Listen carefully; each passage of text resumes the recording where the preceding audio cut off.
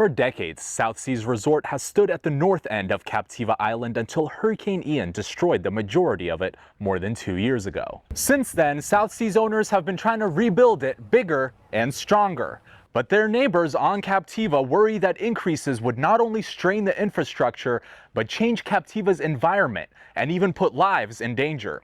I'm your Captiva community correspondent, Anvar Ruziev, and I've been reporting on this legal battle for over a year. And that's why South Seas representatives now invited me to tour the property and answer my questions.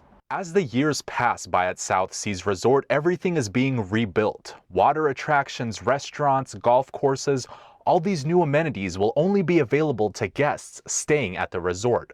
But one thing is not getting rebuilt yet, and that's a place for the guests to stay. You shouldn't have to be like us and wait 29 to 36 months to find out what you can do. Greg Spencer, the president of South Seas, says the holdup is tied into a zoning dispute. Roughly $110 million is being invested into the resort since Hurricane Ian.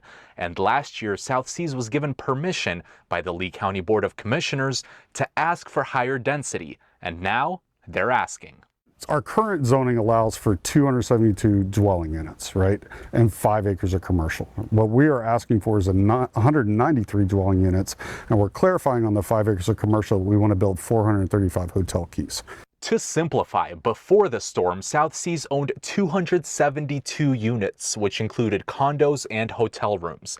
Now that the hotel rooms were destroyed and demolished, South Seas is proposing to bring that number up from 272 to 628 to closer match the units per acre of other resorts on the island. But the additional 356 units concern Captiva residents like Lisa Reardon, the president of the Captiva Civic Association Board. That's why they've raised over $1 million to fight in court. We have environmental concerns, we have public safety concerns, we have the increased density concerns, increased traffic concerns. There's concern that our fire department has stated that they don't have equipment that can reach those buildings that they're proposing to build. I spoke with the lieutenant of the Captiva Fire Control District, who tells me that they will expand their abilities if the need arises and that they are neutral towards the situation. Sandwiched between a FEMA minimum height and a county maximum height, South Seas is now only allowed 1 habitable floor for their hotel, which they plan to increase to 3. South Seas says that if the changes are approved, they will employ over 1,500 people in the area, nearly double prior to the storm, and shuttles will be used to help alleviate the traffic.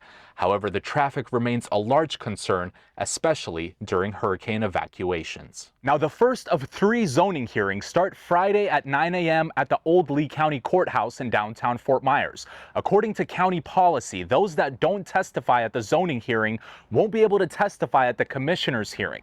But we'll continue to monitor the outcomes of those hearings. And for more information, you can visit fox4now.com.